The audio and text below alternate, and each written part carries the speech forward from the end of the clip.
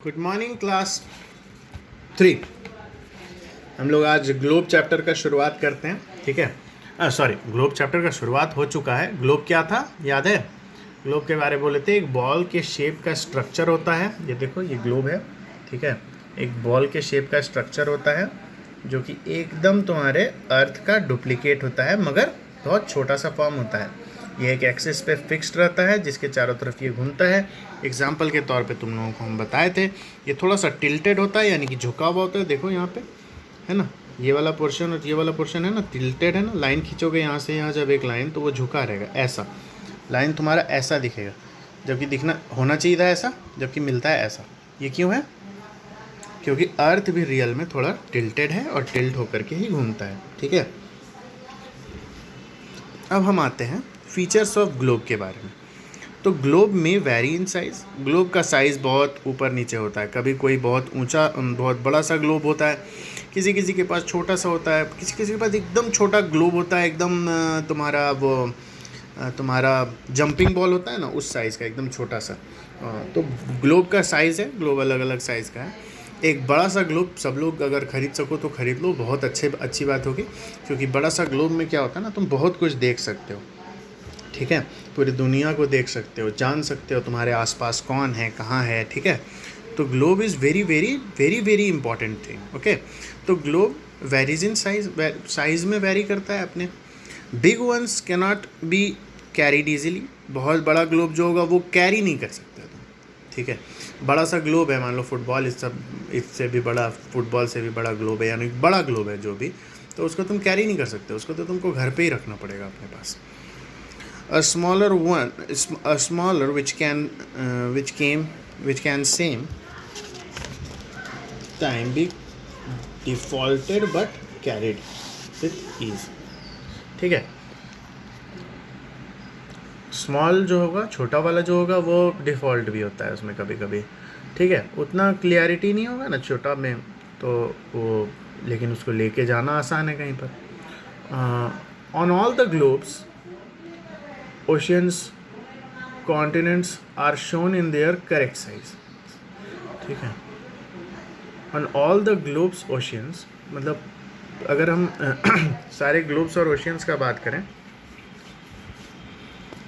Globes का बात करें, तो उन ग्लोब्स पे जो ओशियंस दिखता है, ओशियंस एंड कॉन्टिनेंट्स जो दिखता है, उसको करेक्ट साइज़ में दिखाया जाता है। ठीक है, एकदम करेक्ट, उसी साइज़ में, उस रेशियो में उसको बांटा जाता है। ठीक है, कि वो एकदम करेक्ट दिखे। Distance and directions are shown correctly. Distance और डायरेक्शन एकदम करेक्टली बनाया जाता है और दिखाया जाता है, दर्शाया जाता है। ठीक है, फिर आता है the shape of all land features are correct and precise. सारा का सारा लैंड फीचर्स जो है वो करेक्ट और प्रिसाइज होता है। The shape of all land features are correct and precise. Precise मतलब करेक्ट होना, मतलब बहुत ही ढंग से अनुमानित किया हुआ। ठीक है, the shape of all land features, सारा का सारा ज़मीन का जो फीचर्स है उसको बहुत ही करेक्ट ढंग से अनुमानित करके रखा जाता है। Globe can not show too many details smaller areas such as mountains, plateaus, towns and cities. ठीक है, ग्लोब तुमको दुनिया का ओवरव्यू दे सकता है, ऊपर ही ऊपर स्ट्रक्चर दिखा सकता है कि दुनिया गोल है तो कहाँ क्या है, मगर तुमको डिटेल नहीं बता सकता है कि कहाँ पे पहाड़ ही है, कहाँ पे नदियाँ हैं, कहाँ पे तुम्हारा ज़मीन है, कहाँ पे तुम्हारा और प्लेट्यूज़ है, प्लेन एरिया है। ये सब चीज़ के लिए मैप का यूज़ होता है। ठीक है, अब आता है मैप। तो मैप हम लोग ये पूरा पढ़ेंगे, यहाँ से यहाँ पूरा मैप के बारे में पढ़ेंगे। ठीक है, मगर ये हम लोग पढ़ेंगे बाद में। आज हम लोग सिर्फ़ और सिर्फ एक ज़रूरी काम करेंगे। तो आज हम लोग देखेंगे वर्ल्ड मैप को समझने का तरीका। देखो तुम्हारा इंडिया, देखो यहाँ ध्यान से देखो, बिल्कुल ध्यान देना। ये देखो,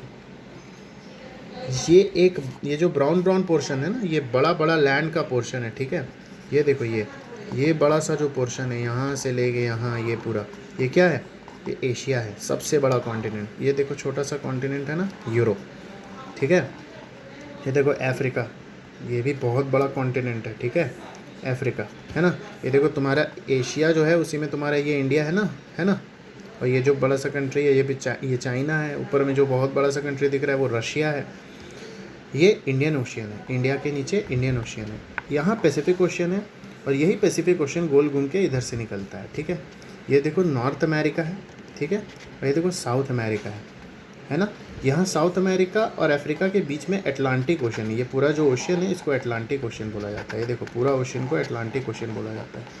यहाँ पैसिफिक ओशन है, ये पैसिफिक ओशन है, ठीक है। यहाँ पे भी पैसिफिक ओशन है, यहाँ पे भी है ना, ये इंडियन ओशियन है ना। यहाँ हो गया सदर्न ओशियन, क्या नाम है, सदर्न ओशियन। कहाँ पे, एंटार्क्टिका के पास सदर्न ओशियन है ना। देखो आर्कटिक ओशियन यहाँ पे है ना। तो ये सारा वैरायटी का ओशियन है।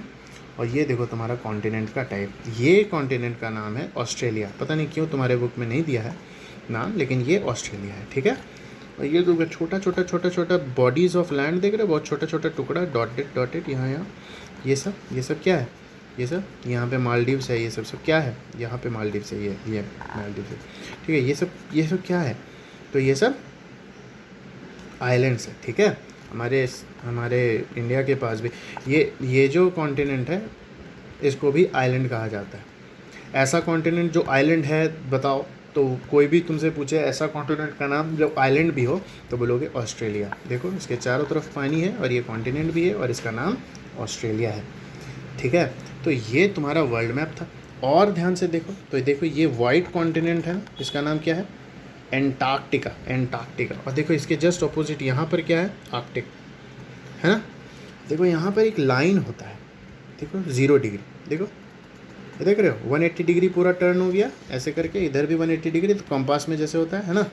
तो यहाँ देखो 0 डिग्री पे जो है वो क्या है, इक्वेटर कहलाता है। जहाँ जहाँ इक्वेटर क्रॉस करता है वहाँ वहाँ गर्मी बहुत होता है, ठीक है।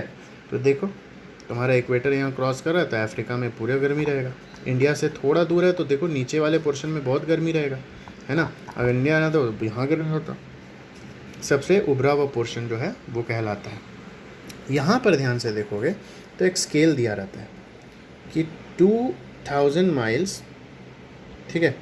देखो यहाँ से यहाँ चलोगे, ये जितना नाप है, ये इतना नाप जो है वो 2000 किलोमीटर्स को शो करता है। कितना, 2000 किलोमीटर्स को शो करता है, ठीक है। ये तुम्हारा पूरा ओवरव्यू ऑफ द ग्लोब है जो कि पेपर पे उतारा हुआ है, क्योंकि ग्लोब गोल होता है और पेपर पे तुमको दिखाना है, इसलिए इसको ऐसा बनाना पड़ता है, ठीक है, ताकि तुमको समझ में आ सके।